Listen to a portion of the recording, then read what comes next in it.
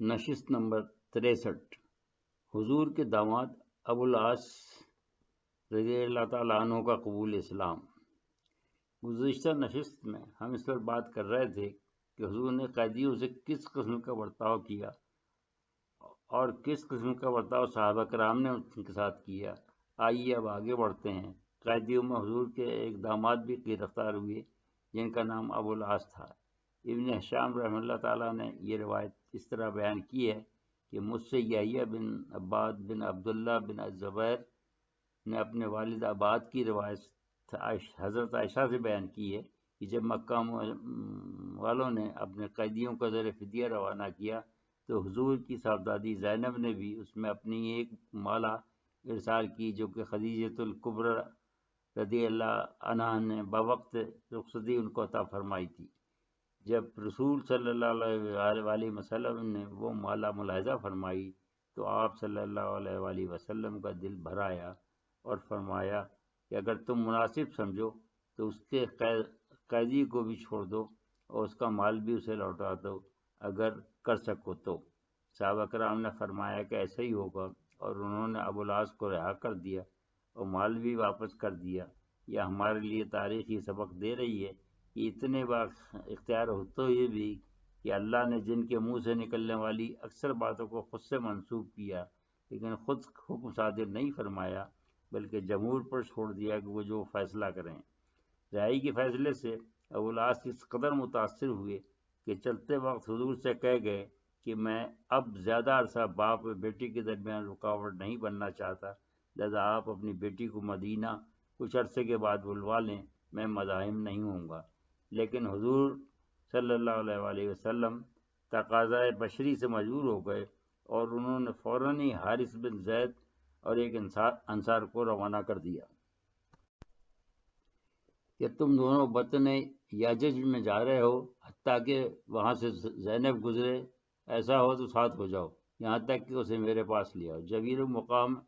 موعود تک پہنچے تو اس سے پہلے ابو العاص نے حضرت زینب کو یہ خوشخبری سنا دی تھی اور جانے کے لیے تیار رہنے کا حکم دے دیا تھا۔ انہوں نے چپکے تیاری بھی شروع کر دی تھی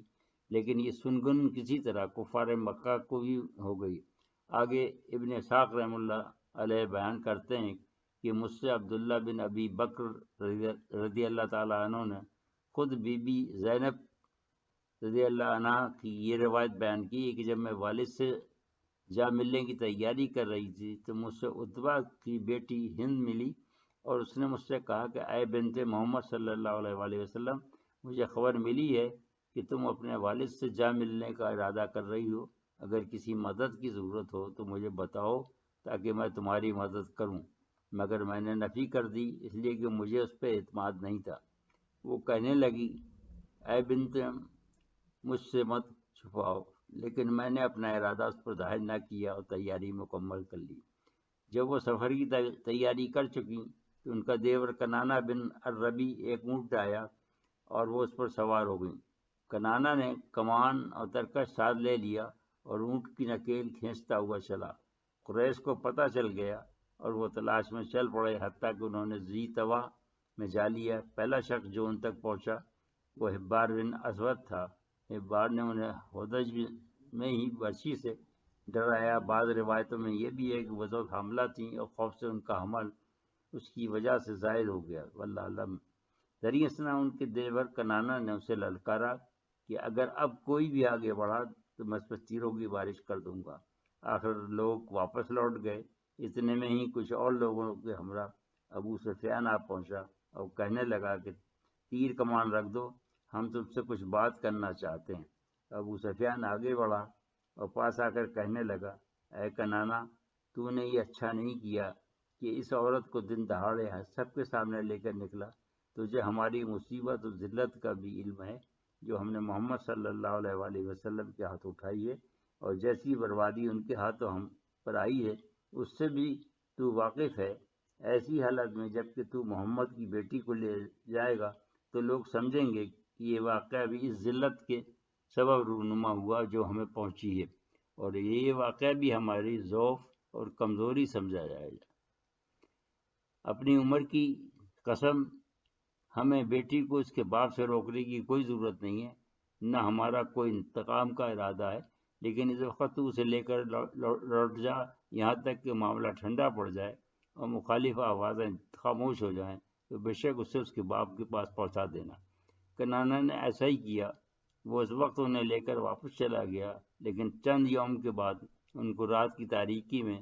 جبکہ آوازیں خاموش ہو گئیں تو زید بن حارث رضی اللہ تعالیٰ عنہ اور ان کے ساتھیوں کے پاس پہنچا اور وہ انہیں لے کر بخیریت مدینہ پہنچ گئے اور حضور کی خدمت اقدس پہ پہنچا دیا۔ اس طرح کئی سال کے بعد باپ و بیٹی ملے۔ ابن اسحاق رحمہ اللہ تعالیٰ آگے بیان کرتے ہیں کہ اس کے بعد ابو العاص مکہ میں ہی رہے جبکہ بی بی زینب حضور کے پاس مدینے میں رہیں۔ اسلام نے دونوں میں تفریق کر دی تھی، یہاں تک کہ فتح مکہ سے کچھ پہلے وہ شام کی جانب تجارت کے لیے نکلے۔ یہ خود مال کے لحاظ سے بھی بے فکر تھے اور اہل مکہ نے اپنا کچھ مال ان کو دیا تھا، وہ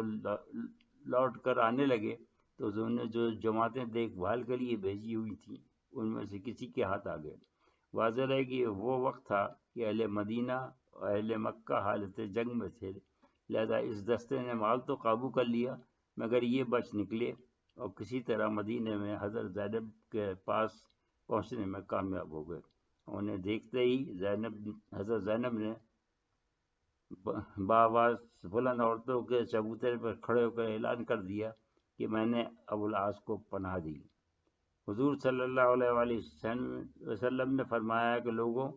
کیا تم نے وہ سنا جو میں نے سنا؟ لوگوں نے کہا ہاں۔ تب فرمایا کہ سن لو، اس ذات کی قسم جس کے ہاتھ میں محمد صلی اللہ علیہ وسلم کی جان ہے کہ مجھے کسی بات کا علم نہیں تھا یہاں تک کہ میں نے وہ آواز سنی جو تم نے بھی سنی۔ بات یہ ہے کہ مسلمانوں کی طرف سے ہر ادنا آدمی بھی پناہ دینے کا حق رکھتا ہے۔ پھر حضور صلی اللہ علیہ وآلہ وسلم ان کے پاس تشریف لے گئے اور حضرت زینب رضی اللہ عنہ سے فرمایا کہ تم اس کی خاطر داری کرنا مگر اپنے پاس خلوت میں مت آنے دینا کیونکہ تم اس کے لیے حلال نہیں ہو۔ اس کے بعد ان لوگوں کو کہلا بھیجا کہ یہ شخص ہم سے جو تعلق رکھتا ہے اس کا تمہیں علم ہے ہی، اب تم نے اس کا مال لے لیا ہے، اگر تم اسے نیک سلوک کرو اور اس کا مال لوٹا دو تو ہمیں یہ بات پسندیدہ ہے، اگر تم انکار کرو تو ایسا کرنے کا زیادہ حق ہے کیونکہ وہ تمہیں اللہ کی راہ میں آیا ہے۔ ان لوگوں نے کہا یا رسول اللہ صلی اللہ علیہ وآلہ وسلم، جو آپ کو پسند ہے وہ ہمیں بھی پسند ہے۔ چنانچہ ان کا مال ان کو لوٹا دیا گیا، یہاں تک کہ کوئی ڈول لیے چلا آیا، کوئی مشق لیے اس طرح سارا مال ان کو واپس کر دیا گیا اور اس میں سے کوئی چیز گم نہیں ہوئی۔ اس کے بعد ابو العاص رضی اللہ تعالیٰ عنہ سب مال لے کر مکہ چلے گئے اور قریش کے ہر سامان والے کو اس کا سامان اور جس نے تجارت میں حصہ لیا تو اس کا حصہ دے دیا۔ پھر کہا کہ گروہ قریش، کیا تم سے کسی کا کوئی مال میری طرف رہ گیا ہے؟ لوگوں نے کہا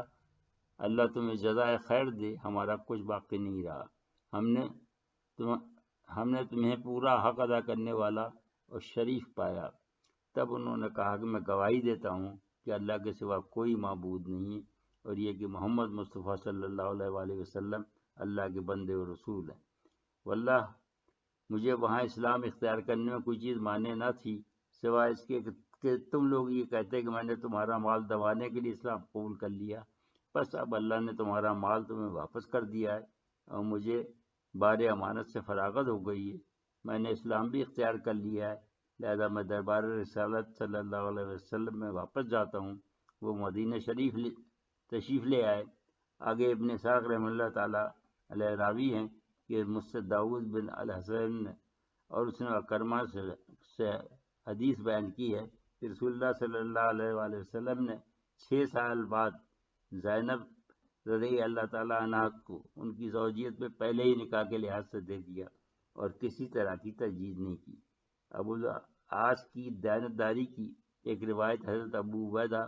اور عبداللہ بن وارث التنوری سے بھی ہے کہ جب وہ شام سے مال لے کر واپس آ رہے تھے اور گھیر لیے گئے تو ان سے کہا گیا کہ تم اسلام قبول کر لو تو ہم تمہیں یہ مال واپس دیتے ہیں اور تم اسے اپنے پاس رکھ سکتے ہو، لیکن انہوں نے یہ کہہ کر انکار کر دیا کہ میں اپنے اسلام کی بنیاد امانت میں سے خیانت سے کروں، یہ کتنا برا ہوگا۔